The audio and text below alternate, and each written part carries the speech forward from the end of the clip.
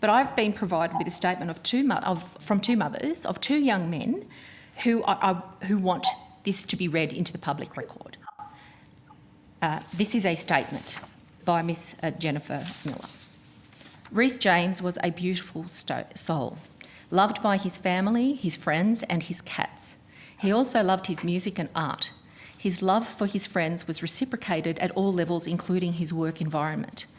Rhys did suffer from anxiety, panic attacks and major depressive disorder, but he was doing well with support. He was not much of a drinker and did not do illicit drugs. Centrelink were well aware of his mental health issues. Towards mid-2016, Rhys was working successfully with a very distinguished florist in Melbourne and had secured placement with the RMIT in industrial design. Prior to his inundation of letters and demands, he had a Centrelink medical review on the 12th of August 2016, then with Wise Disability Mental Health Review on the 5th of September 2016. But then the letters and phone calls started. Dunn and Bradstreet Collection Services, 8/11/16, letter of demand, $10,283.81. 28th of November 2016, letter of demand for $17,319.58.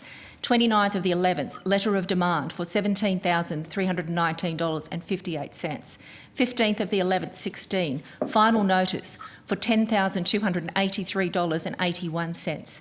29th of November 2016, final notice for $17,319.58. 6th of the 3rd, 2016, final notice for $17,319.58. 3rd of the 1st, 17, card in letterbox demanding contact.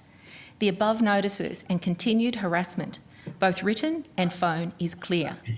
This continuing pressure ultimately caused my son Rhys to commit suicide on Australia Day. What that mother's statement is referring to is a Centrelink program called Robodebt, which the coalition introduced in 2015 and was forced to stop in 2019. This automated system calculated welfare overpayments and then generated debt notices. If you got a debt notice, the onus of proof was on you to prove that these debts, sometimes going back many years, weren't correct. The problem though was that many of these debts weren't even real because the calculation method was inaccurate. The program, which impacted hundreds of thousands of Australians, was designed in a way that put a lot of stress on the most vulnerable in our community, who didn't have the ability to fight these fake debts.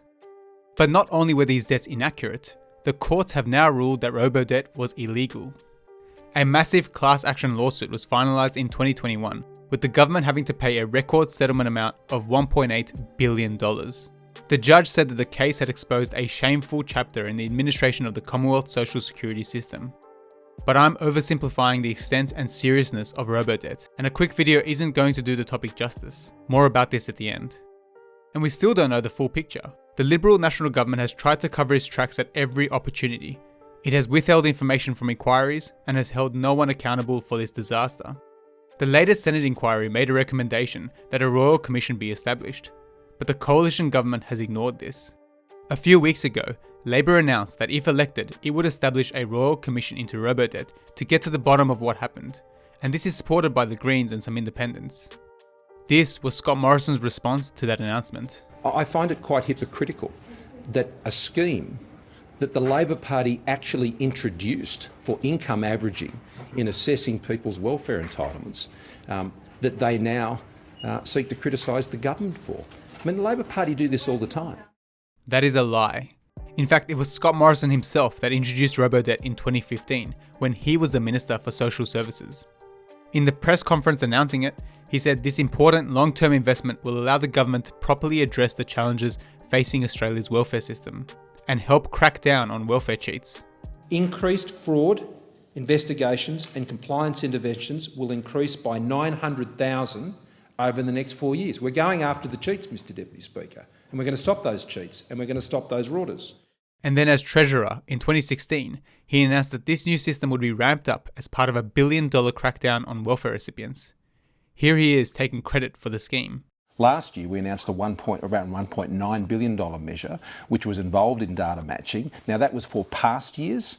Now that program is on track and we're going to apply it to future years as well. And so that's a principal area where a lot of this revenue is coming from, but it's because of the success of the measures we're already putting in place, as well as a number of other initiatives. There's also been a whole lineup of social services ministers who have overseen Robodebt throughout the years, and yet none of them have been held to account. Here is what they've had to say about the scheme. We will find you, we will track you down, and you will have to repay those debts, and you may end up in prison. Well, Christian Porter is the Minister for Social Services. From what we've seen, in a high volume system, it's actually working incredibly well.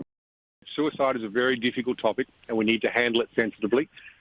So we reject the premise that the connectivity between suicide and Robodebt, because it is complex in terms of how we deal with those matters. Now let's compare that to what happens when corporations receive welfare overpayments. Businesses don't have an obligation to pay back JobKeeper. That is a matter for those individual businesses as they see fit. That was in response to the billions of dollars of JobKeeper payments given to businesses that didn't need it because they ended up increasing their revenue during the pandemic. The Morrison government didn't bother putting anything in those rules which would require these overpayments to be handed back. That's wasted taxpayer money that was spent on domestic and foreign entities paying extra dividends and executive bonuses. And here's the Australian Taxation Office, explaining how they won't be recovering $180 million worth of corporate welfare given to businesses who weren't even eligible for JobKeeper. And we've decided not to pursue $180 million because it went to small businesses who made a genuine attempt, maybe a mistake, but they had paid it on to their employers. I haven't seen the government jump up and down about how they're going to hunt these businesses down and throw people into prison. My point in all of this is that the coalition has done extreme damage to vulnerable people with its Robodebt scheme, and there's been no accountability.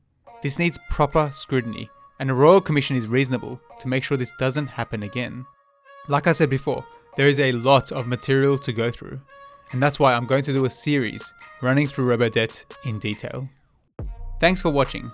If you want to help me make more content, please consider checking out my Patreon page, links in the description.